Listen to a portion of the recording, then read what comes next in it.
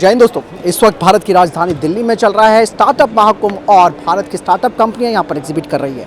और इन्हीं में से एक कंपनी है, जैसे कि आप सब जानते भी हैं, NRT new space research technology. इस बार बहुत ही खास प्रोडक्ट लेकर ये हमारे आर्म फोर्सेस के लिए आए हैं, जो कि रियली एक गेम चेंजिंग सॉल्यूशन होने वाला है हमारी आर्म फोर्सेस के लिए। बेसिकली इनका जो ये नया प्रोडक्ट है उसका नाम है जाटुका। क्या है जाटुका की खासियत और ये किस तरीके से काम करता है और कैसे ये हमारी आर्म फोर्सेस को टेक्टिकली एक फ़ायदा दे सकता है बैटल फील्ड में रियल टाइम सिचुएशन अवेयरनेस बढ़ाने के लिए, तो जानने की कोशिश करेंगे। आपका गुड नेम? सिद्धार्थ। पहला क्वेश्चन मेरा कि जाटुका आखिर ये नाम कहाँ से आया?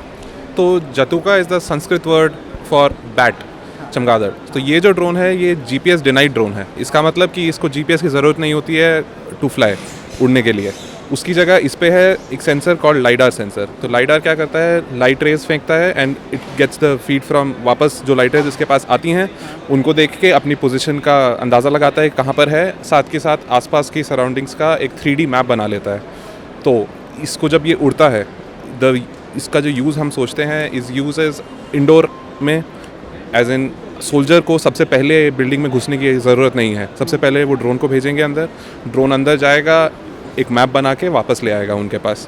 जंगल में अंडर द कैनपी जो काउंटर इंसर्जेंसी, काउंटर टेररिस्ट तरह के ऑपरेशंस हैं, उनके लिए भी अकेला नहीं, मल्टीपल ऑफ देम, 4 ड्रोन्स एक साथ जा सकते हैं, स्वार्म फॉर्म में आगे जा सकते हैं। सो ये पहली फ्रंट लाइन बनेगी जो सबसे आगे जाती है।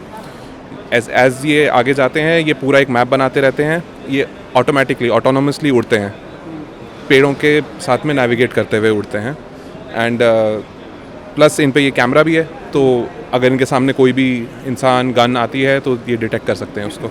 जहाँ तक मेरी बात, मैं पूछना चाहूँगा कि ये जो आपका जाटुका है, इसको स्पेशली अगर इसकी स्पेसिफिकेशन की बात की जाए कि इसका क्या पेलोड है, क्या इसका वजन है, और ख़ास बात ये भी पूछना चाहूँगा कि कंपोनेंट्स को लेकर भी कि कितना % ये मेड इन इंडिया है। तो इसका अभी ये DRDO के साथ हमारा पहला डेवलपमेंट प्रोजेक्ट है।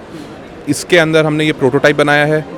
CRPF was the end targeted user उस प्रोग्राम के अंडर। तो नॉट ओनली आर्म्ड फोर्सेस पर पैरामिलिट्री के लिए, पर प्रोक्योरमेंट के हिसाब से हमने ये तो रखा ही है कि 50% से ज़्यादा इंडिजिनाइज कंटेंट होगा इसमें when it is developed to be sold to the user. अब मैं ये पूछना चाहूँगा आपसे कि बेसिकली जैसे हमारी आर्म फोर्सेस हैं, खास करके अगर राष्ट्रीय राइफल्स की बात करते हैं, तो रूम इंटरवेंशन वाली जो बात आती है तो वहाँ पर ड्रोन काफ़ी फ़ायदा देते हैं।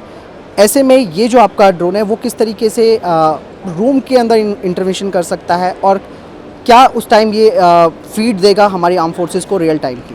तो जिस तरह से इसका यूज़ है, एक पायलट इसको एक विंडो के पास या दरवाजे के पास ले जाके ऑटोमेटिक वाला बटन दबाएगा, अंदर जाके पूरे एरिया का मैप बनाएगा।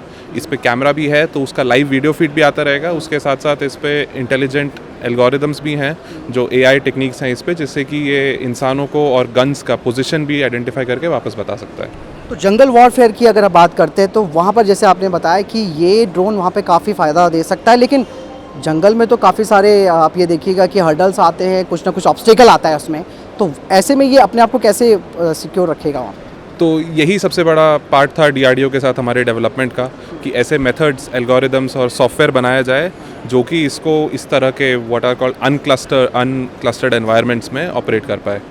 ये क्या छुपे हुए आतंकियों को भी डिटेक्ट कर सकता है? इसमें दोनों RGB कैमरा और IR कैमराज हैं, तो दोनों स्पेक्ट्रम्स में ये देख सकता है, तो दिन में हो, रात में हो। प्लस ये सेंसर भी दिन पे डिपेंड नहीं करता है, तो इवन रात में भी डे नाइट चलता है। सिद्धार्थ, मेरी अब आपसे अगला क्वेश्चन यही है कि जैसे कि इस ड्रोन की जो टेक्निकल स्पेसिफिकेशन है, जो कि हमारे व्यूअर्स भी जानने की कोशिश करेंगे, वो क्या है? मतलब इसकी क्या पेलोड कैपेसिटी और रेंज कितनी है, ये बताइए।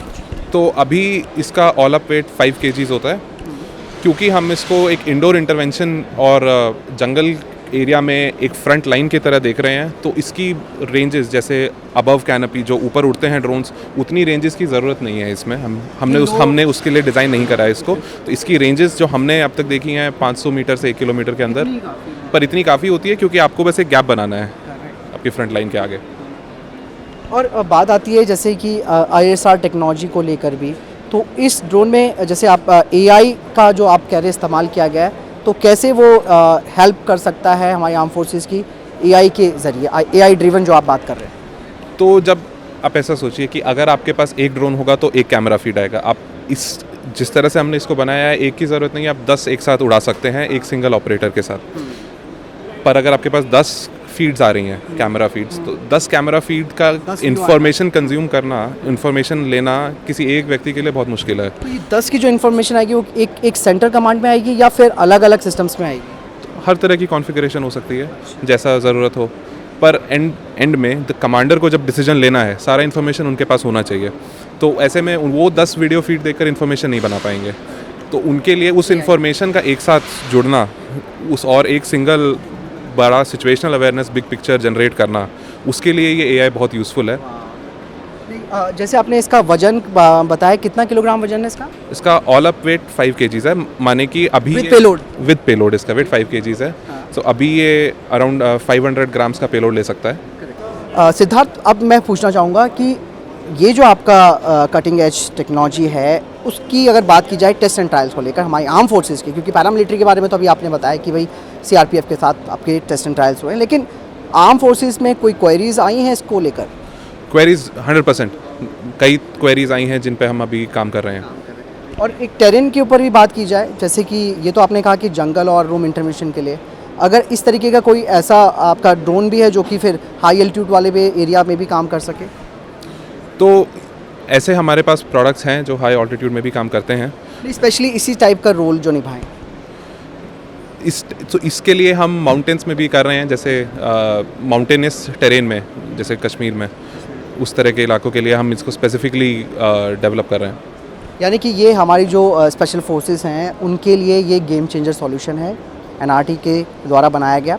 तो सिद्धार्थ, इसकी और भी कुछ स्पेसिफिकेशन बताइएगा कि किस बैटरी से ये ऑपरेट होता है और क्या इसका प्रपल्सन सिस्टम है? तो इस पे लिथियम आयन बैटरीज होती हैं।